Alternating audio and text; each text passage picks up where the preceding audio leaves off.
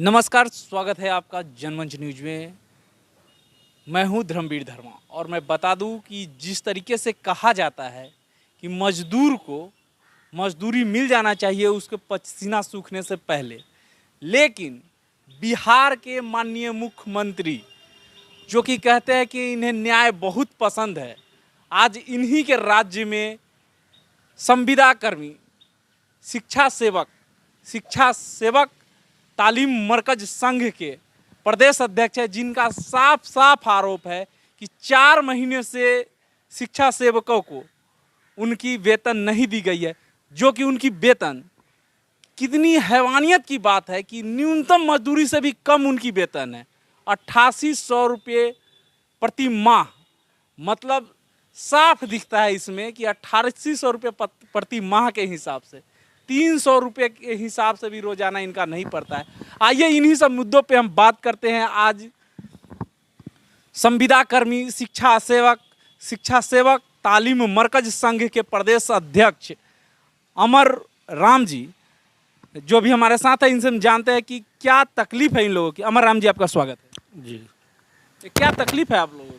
सबसे बड़ा बात है सर कि अभी जो वर्तमान परिस्थिति में विगत अप्रैल माह से बिहार के 30,000 शिक्षा सेवक तालीमी मरकज के बीच 4 माह से मानदेय न मिलना उनके जीवन में भूखमरी व जिल्लत भरी जिंदगी जीने के लिए शिक्षा सेवक तालीम मरकज मजबूर है।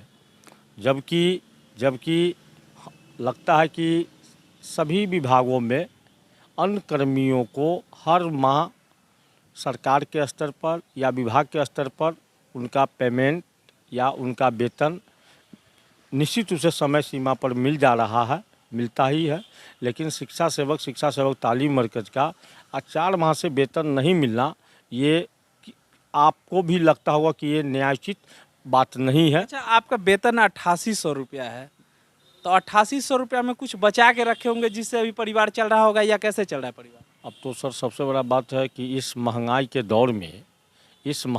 दौर में और जिस हिसाब से महंगाई बढ़ रही है, हमको लगता है कि 8800 के राशि में किसी भी लोगों का परिवार बेहतर ढंग से चल पा जाना बहुत मुश्किल से चल पाता होगा। और रहा बचने की बात, तो हमको लगता है किसी भी आदमी के पास उस 8800 के ही राशि में वो अपने जो भी सुविधा चाहते हैं वो नहीं पूरा कर पाते हो, तो बचने का कहाँ सवाल उठता है सर।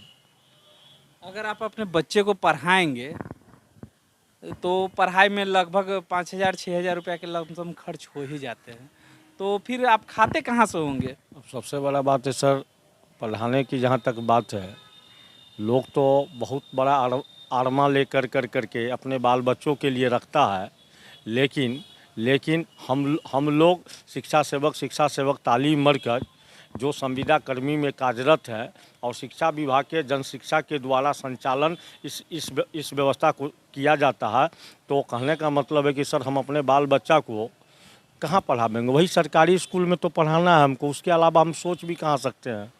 और सरकार के जो व्यवस्था उसी व्यवस्था के अनुरूप अपने बच्चा को पढ़ाने का प्रयास करते हैं। आगे उसके बारे में हम क्या सोच सकते हैं? पहले तो हम खाने का सोचेंगे कि हमको खाने के पैसा से बचे, उस राशि से बचेगा तभी न सर हम अपने बाल बच्चों के बारे में कुछ बेहतर सोचने का प्रयास करेंगे।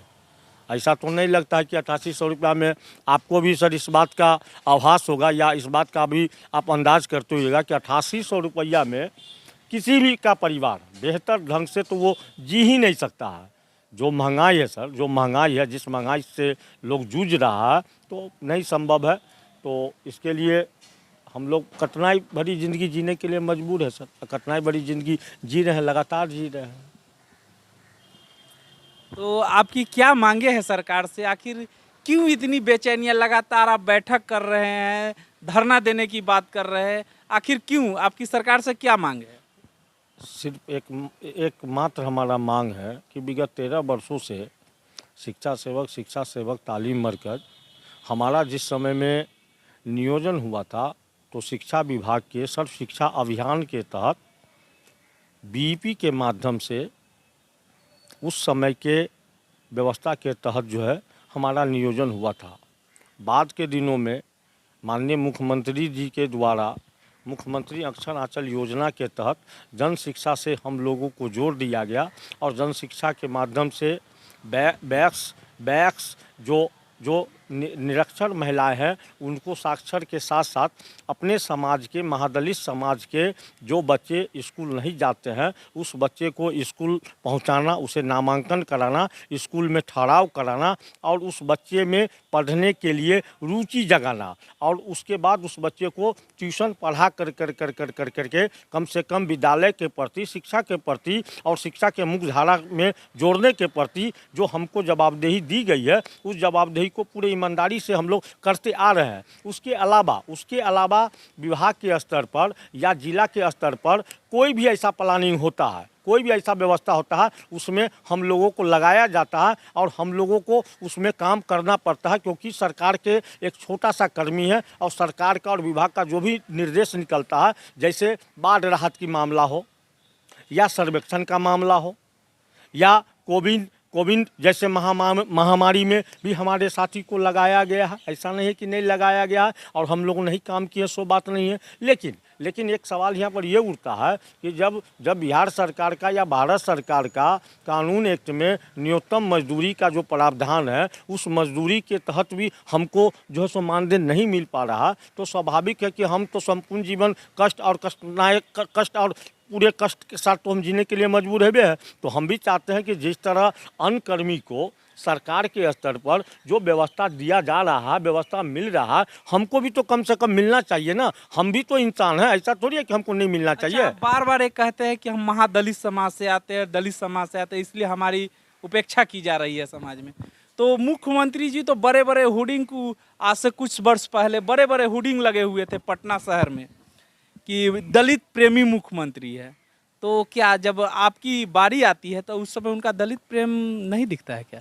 अब तो सवाल है सर, माननीय मुख्यमंत्री जी इस व्यवस्था को ला करके वास्तविकता में दलित महादलित तब की बात तो हम नहीं कहना चाहेंगे, लेकिन वास्तविकता में हमको लग रहा था या लोगों को लग रहा था कि वास्तव में अंबेडकर साहब संविधान का जो स्वरूप दिए थे और स्वरूप में उन्होंने वंचित समाज के और दबे कुचले समाज के या समाज से कटे हुए वैसे व्यक्ति के लिए मतलब संविधान में जो प्रावधान किए थे उस प्रावधान के आलोक में नीतीश कुमार जी इस समाज के बच्चों के लिए इस समाज के महिलाओं के लिए या इस समाज के पढ़े लिखे नौजवान बेरोजगारों के लिए एक रोजगार दे करके ऐसा तो वो व्यवस्था लागू करके अपने आप को दिखाए।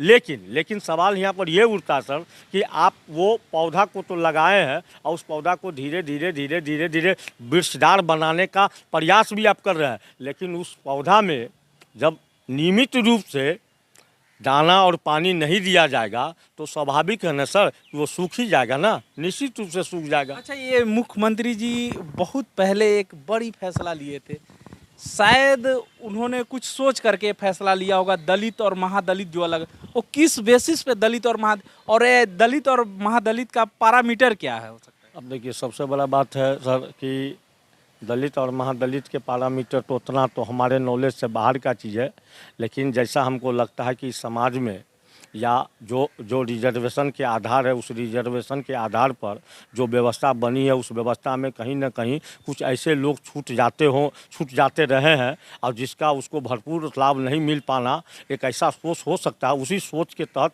इस तरह का व्यवस्था को उन्होंने की करके महादलित समाज के एक तरफ विकास मित्रों के लिए नियोजन किए और दूसरे तरफ शिक्षा के क्षेत्र में टोला सेवक का जो सो नियोजन करके इस समाज के लोगों को मतलब कि ज़मीनी हकीकत के साथ साथ जो है उसके जीवन में और साथ साथ समाज के में भी व्यवस्था का जो बदलाव का व्यवस्था आ सकता है उसके लिए जो प्रयास किया गया है तो एक तरफ वो है अपने आप में सराहनीय कदम। लेकिन अब सवाल यहाँ पर ये उठता है सर कि हम लोग तो उतने बड़े लोग नहीं हैं, उतने बड़े सोच वाले लोग नहीं हैं जो उसका पूरा कारण हम आपको खुलासा कर सकते हैं। जी, अभी आप लोगों से क्या कहना चाहेंगे जो आपकी ये बदहाली है 4 महीने से वेतन नहीं मिल पा रहे हैं, इसको लेकर के क्या कहेंगे? एक संदेश लास्ट में। अब तो सर एक बात हम क्या कहें, बड़ा दुख भरी कहानी है कि 4 माह के कार्यकाल में 38 जिला में वर्तमान परिस्थिति में 30,000 शिक्षा सेवक तालीम मरकज का सीट है, कार्यरत हैं।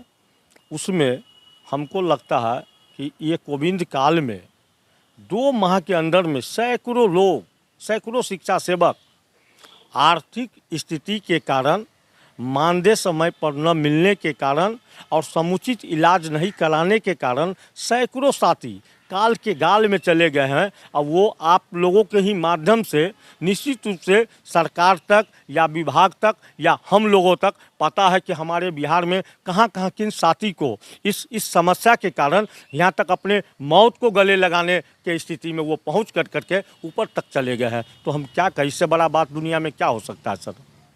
जी, अभी आपने देखा हमारे साथ तालीम मरकज के प्रदेश अध्यक्ष अमर राम जी थे, जिन्होंने साफ तौर पे कह दिया है कि काल के गाल में समा गए, पैसे की अभाव में इलाज बिना मर गए टोला सेवक संघ के लोग।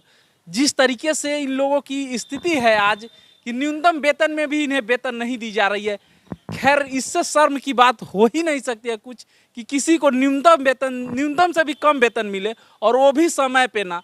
अब क्या चाहती है सरकार? आखिर क्या गरीब लोग जिंदा ना रहे प्रदेश में? आगे भी इस तरीके की खबर देखने के लिए जुड़े रहे जनमंच से। आपका बहुत बहुत धन्यवाद। हमसे जुड़े रहने के लिए हमारे YouTube चैनल को सब्सक्राइब करें और नई वीडियो की नोटिफिकेशन के लिए बेल आइकॉन को दबाएं। अगर आप ये वीडियो Facebook पर देख रहे हैं तो लाइक जरूर करें और ज्यादा से ज्यादा शेयर करें। धन्यवाद।